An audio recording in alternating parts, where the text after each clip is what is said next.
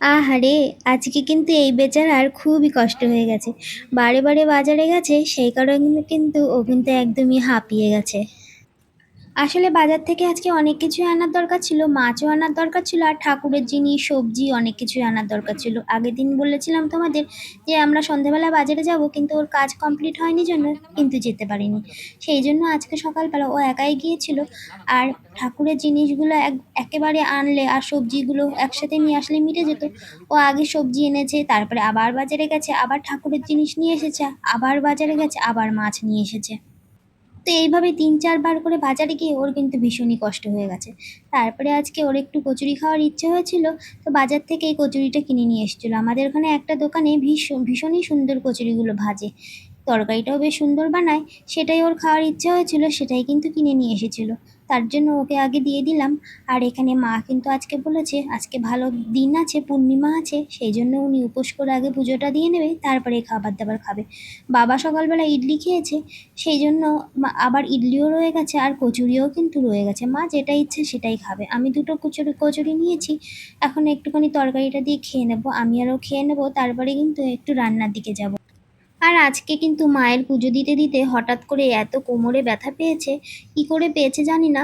আসলে উনি তো বসে পুজো দিতে পারেন না, চেয়ারে বসে পুজো দেয়। তো অনেকগুলো মালা নিয়ে এসেছিল, লোকনাথ বাবার গলায় মালাটা পরাতে গিয়ে কেমন ভাবে জানি কোমরে একটু টান লেগে গেছে। আর সেটার জন্যই কিন্তু মা অনেকক্ষণ কষ্ট পেয়েছে, অনেকক্ষণ পুজো বাদ দিয়ে বসেও ছিল। আমি আবার জল গরম করে হট ব্যাগের মধ্যে ভরে দিয়েছিলাম, সেটা দিয়ে একটু কোমরে কিছুক্ষণ সেঁক টেক নিয়েছে। নেওয়ার পরে একটু কমার পরে উনি পুজোটা কমপ্লিট করেছে কোনো রকমে। কিন্তু ব্যথাটা কিন্তু পুরোপুরি কমেনি, উনি কিন্তু দাঁড়াতেও পারছিল না ঠিকঠাক করে। সেই জন্য কিন্তু ঘরে পেন কিলার ছিল, কয়দিন আগে আমার ঘাড়ে ব্যথা হয়েছিল, ঘরে আনাই ছিল, সেটা দেওয়ার পরে কিন্তু অনেকটাই ব্যথাটা কমে গেছে। পরে অবশ্য ও গিয়ে আবার একটা ভলিনি স্প্রেও নিয়ে এসেছে। আর এখানে দেখো ও অনেক রকম সবজি নিয়ে এসেছিল আজকে। টমেটো নিয়ে এসেছিল, গাজর, ভেন্ডি, পটল, উচ্ছে, বেগুন, দুই আটি লাল শাক সবই নিয়ে এসেছিল, কাঁকরোল নিয়ে এসেছিল, টক লেবু নিয়ে এসেছিল। সেগুলোই এখন আমি বক্সে ভরে ফ্রিজে রেখে দেবো। আজকে যেগুলো রান্না বান্না হবে সেগুলো বাইরেই রাখবো, আর বাদ বাকিগুলো কিন্তু আমি ফ্রিজে ঢুকিয়ে দেবো। লাল শাকটা আর ফ্রিজে ঢোকাবো না, আজকে রান্না হবে, সেই জন্য লাল শাকটা এখন আমি গোড়াগুলো কেটে শাকটা এবার কেটে নেব। মোটামুটি সবই ঠিকঠাক এনেছিল, কিন্তু টমেটোগুলো এতটা পাকা পাকা এনেছে না, এই দুদিনও রাখা যাবে না। ফ্রিজে দুদিন রাখলেই কিন্তু টমেটোগুলো একদম পেকে যাবে আর তারপরে কিন্তু নষ্ট হয়ে যাবে। তারপরে দেখি একটা আনারস এনেছিল, কয়দিন ধরে আনারসের খোঁজ করছিলাম, একটা দেখলাম পাকা বেশ সুন্দর একটা আনারসও নিয়ে এসেছে, একটুখানি কুমড়ো নিয়ে এসেছে, যেগুলো লাগে আর কি আমাদের সব সময়। আর মাছটা আনতে গিয়ে আজকে কিন্তু এমনি ট্যাংরা ভেবে ও ৮ ট্যাংরা নিয়ে চলে এসেছিল।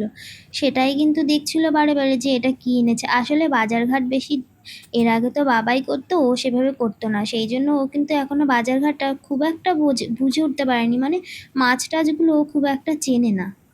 তো যাই হোক, ৮ ট্যাংরা হলেও ক্ষতি নেই, আমাদের বাড়িতে সবাই ৮ ট্যাংরাও খায়। এখন আমি মাছটা ধুয়ে নিয়ে এবার কিন্তু মাছটা ভাজার জন্য চলে এসেছি।